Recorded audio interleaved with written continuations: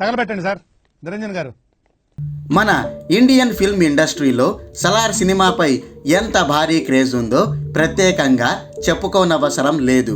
Pan India star Prabhas మరియు KGF సిరీస్తో Indian బాక్సాఫీస్ని Sheikh చేసిన ప్రశాంత్ నీల్ కాంబోలో ఈ సలార్ వస్తుండడంతో భాషా భేదాలు లేకుండా అన్ని పరిశ్రమల్లోనూ ఆకాశమే హద్దుగా ఈ ప్రాజెక్టుకి తారాస్థాయిలో బజ్ ఏర్పడింది. మరి ఇలాంటప్పుడు ఎవరైనా ఏం చేస్తారు? దీపం ఉన్నప్పుడే ఇల్లు చక్కబెట్టుకోవాలని అన్నట్టు ఆ ప్రాజెక్టుకి ఉన్న క్రేజ్ని క్యాష్ చేసుకోవడం కోసం నిర్మాణ సంస్థలు, డిస్ట్రిబ్యూటర్లు రంగంలోకి దిగి దాని హక్కులను సొంతం చేసుకుంటారు. ఆ సినిమాకి ఇండస్ట్రీలో ఉన్న డిమాండ్, హీరోకి ఉన్న మార్కెట్ వాల్యూని బట్టి థియేట్రికల్ రైట్స్కి భారీ అమౌంట్ ఇవ్వడానికి కూడా సిద్ధపడతారు. ఇప్పుడు సలార్ విషయంలో కూడా అదే జరిగింది. ఈ సినిమా హక్కులను డిస్ట్రిబ్యూటర్లు భారీ రేట్లకు కొనుగోలు చేశారు. దీంతో ఈ సలార్ సినిమా టాలీవుడ్ చరిత్రలోనే కనీవిని ఎరుగని స్థాయిలో ప్రీ రిలీజ్ బిజినెస్ చేసింది.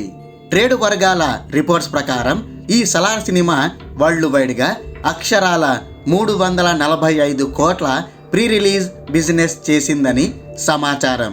బాహుబలి 2 తర్వాత ప్రభాస్ కెరీర్లో ఇదే రెండో బిగ్గెస్ట్ ఫిగర్. బాహుబలి 2 సినిమా ఈ సలార్ కంటే 7 కోట్లు ఎక్కువగా, అంటే 352 కోట్ల బిజినెస్ చేసిందన్నమాట. ఒక రకంగా చెప్పాలంటే సలార్కి జరిగిన బిజినెస్ని బట్టి చూస్తే బాహుబలి 2 రేంజ్లోనే దీనిపై భారీ అంచనాలు నెలకొన్నాయని చెప్పుకోవచ్చు.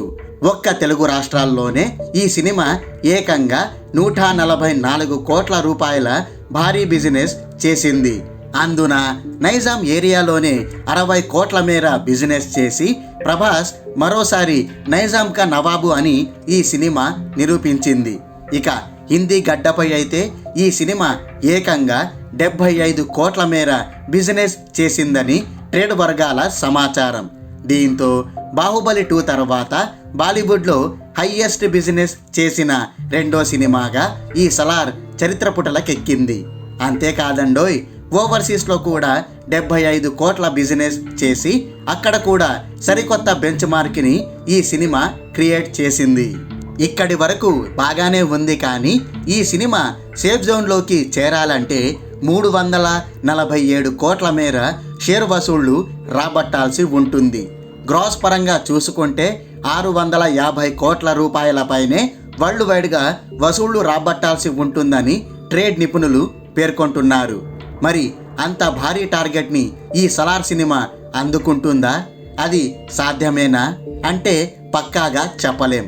ఒకవేళ ఈ సినిమాకు పాజిటివ్ టాక్ వస్తే మాత్రం బాక్సాఫీస్ వద్ద దీని ఊచకోతని ఎవ్వరూ ఆపలేరు. అప్పుడు ఈ సినిమా 350 కోట్ల షేర్ మాత్రమే కాదు, 500 కోట్లకు పైగా షేర్ వసూళ్లు రాబట్టినా ఆశ్చర్యపోనక్కర్లేదు.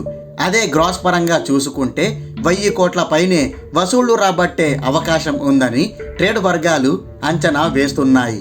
యావరేజ్ టాక్ వచ్చినా ఈ సినిమా బ్రేక్ ఈవెన్ టార్గెట్ని సునాయాసంగా అందుకుంటుందని చెప్తున్నారు. కానీ నెగిటివ్ టాక్ వస్తే మాత్రం పెద్ద సమస్య వచ్చి పడుతుందని ట్రేడ్ నిపుణులు పేర్కొంటున్నారు.